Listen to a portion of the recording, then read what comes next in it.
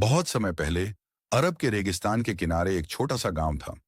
उस गांव में हाफिज नाम का एक बूढ़ा वैद्य हकीम रहता था। वह जड़ी बूटियों से हर बीमारी का इलाज कर लेता था। लेकिन एक दिन गांव में एक ऐसी अनोखी बीमारी फैलने लगी जिसका कोई इलाज उसे नहीं मिल रहा था। किताबों में ढूंढने पर उसे एक पुरानी पंक्ति मिली। इलाज मिलेगा वहां जहां इंसान के कदम बहुत कम जाते हैं, जिन्हों की वादी में, जहां खोया हुआ नुस्खा अभी भी जिंदा है। हाफिज ने हिम्मत जुटाई और अकेला ही रेगिस्तान की ओर निकल पड़ा। जिन्हों की वादी में प्रवेश कई दिनों की यात्रा के बाद वह एक अजीब, शांत और सुनसान घाटी पहुंचा। हवा में एक अनजानी खुशबू थी। अचानक उसे नीली धुंध उठती दिखाई दी। वह एक पेड़ के पीछे छुप गया और धड़कते दिल के साथ देखने लगा। उसने देखा, एक कड़ाही उबल रही थी और उसके आसपास तीन अलग अलग रंगों के झिन्न बैठे थे। नीला झिन्न कड़ाही में उठती नीली लौ को घूरते हुए बोला, हाफिज, तुम्हारे दिल में डर है, लेकिन नीयत साफ है। ऐसे इंसान कम मिलते हैं। सफेद जिन्न ने धीरे से कहा, इलाज तो हम देंगे, लेकिन याद रखना, हर दवा हर बीमारी का हल नहीं होती। कभी कभी असली इलाज इंसानियत में छिपा होता है। लाल जिन्न हंसते हुए आगे झुका और कभी कभी थोड़ी हिम्मत में। हाफिज गंभीरता से बोला, मुझे अपने लोगों को बचाना है। आप जो भी कहें, मैं उसका मान रखूंगा। जादुई नुस्खा का रहस्य। नीला जिन्न ने कड़ाही की ओर हाथ बढ़ाया। नीली धुंध घूमती हुई उसके हाथ में इकट्ठी होने लगी और एक चमकदार शीशी का रूप ले लिया। लेकिन तभी सफेद जिन्न ने चेतावनी दी, याद रखना, यह दवा सिर्फ शरीर को ठीक करती है। अगर बीमारी लालच, नफरत या डर से हो, तो फिर इंसान को खुद ही अपनी रूह ठीक करनी होती है। हाफिज बोला, मैं समझ गया। दवा सिर्फ मदद कर सकती है, इंसानियत ही असली इलाज है। जिन्न मुस्कुराए। वापसी का सफर। हाफिज शीशी को कपड़े में लपेटकर अपनी थैली में रखता है। जाने से पहले लाल जिन्न ने कहा, अगर कभी फिर मदद चाहिए तो इस वादी का नाम याद रखना, लेकिन बिना वजह हमें परेशान करने मत आना। हाफिज हंसते हुए बोला, इन बूढ़े पैरों में इतनी जान नहीं कि बार बार यहां तक आने लगूं। सब हंस पड़े। फिर वह रेगिस्तान की ओर चल पड़ा।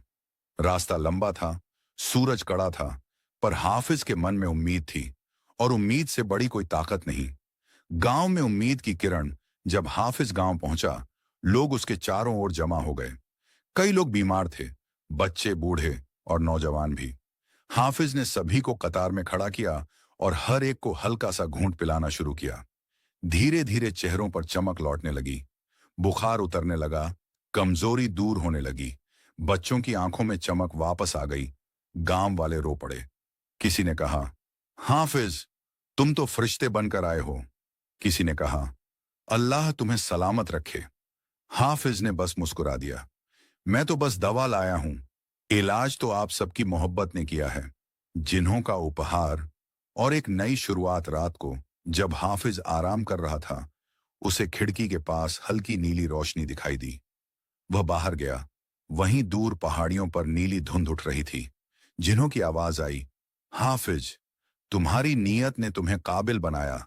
अगर दुनिया को फिर कभी उम्मीद चाहिए होगी, हम यहीं होंगे। हाफिज ने आसमान की तरफ देखा। चांद पूरा था और नीली धुंध उसकी चांदनी में मिलकर जादू सा मंजर बना रही थी। आधा था और हवा अजीब तरह की ठंडी। अचानक गांव के दरवाजे पर हलचल हुई। दो आदमी एक छोटे बच्चे को उठाकर हाफिज के घर के दरवाजे पर लाए। बच्चा बेहोश था, उसका शरीर बर्फ जैसा ठंडा था। हाफिज साहब, ये तो आज सुबह तक बिल्कुल ठीक था, अचानक गिर पड़ा है और इसके आसपास एक अजीब नीली राख मिली है। हाफिज चौंक गया। नीली राख, वही नीली धुंध जैसा रंग जो जिन्हों के जादू जैसा था। बच्चे की हालत बिगड़ती जा रही थी। हाफिज ने अपने सारे नुस्खे आजमाए, जड़ी बूटियां, गर्म पट्टी, दुआ, पर कुछ असर नहीं। बच्चा धीरे धीरे फुसफुसाते हुए कुछ बोल रहा था। रोशनी, आवाज, पहाड़ बुला रहे हैं। हाफिज के चेहरे का रंग उड़ गया। क्या जिन्होंने बुलाया है? हाफिज ने सोचा। जिन्होंने कभी ऐसा नहीं किया कि इंसान की जान जोखिम में पड़े, तो फिर यह किसका जादू है? या क्या किसी और जिन्न ने दखल दी है? उसे याद आया, नीला, सफेद और लाल जिन्न ने कहा था, इस वादी में हम तीनों के अलावा भी कई जिन्न हैं, कुछ दोस्त और कुछ खतरनाक। हाफिज अब समझ चुका था। ये बच्चा किसी बुरे जिन्न के असर में है।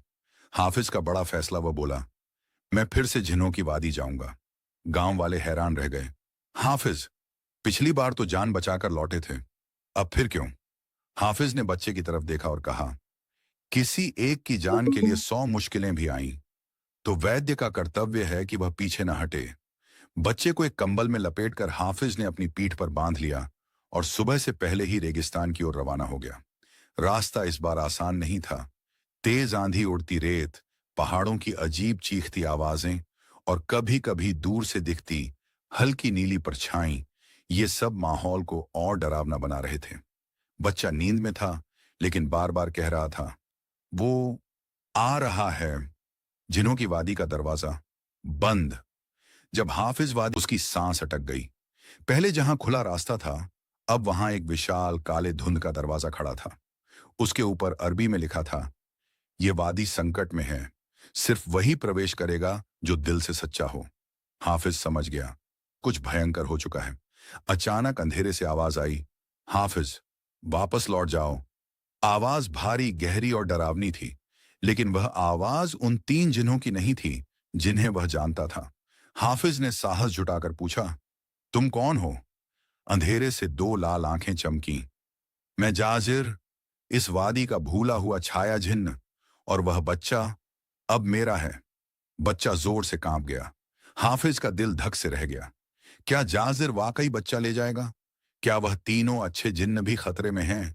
क्या हाफिज इस खतरनाक छाया जिन्न? बाकी की कहानी आप लोग कल सुनेंगे। अब आपको यह कहानी कैसी लगी, आप कमेंट करके बताएं। मेरे चैनल को सब्सक्राइब करें ऐसे ही मजेदार कहानियां सुनाने के लिए। आपको हर शम साथ एक नई कहानी सुनाने को मिलेगी हर रोज।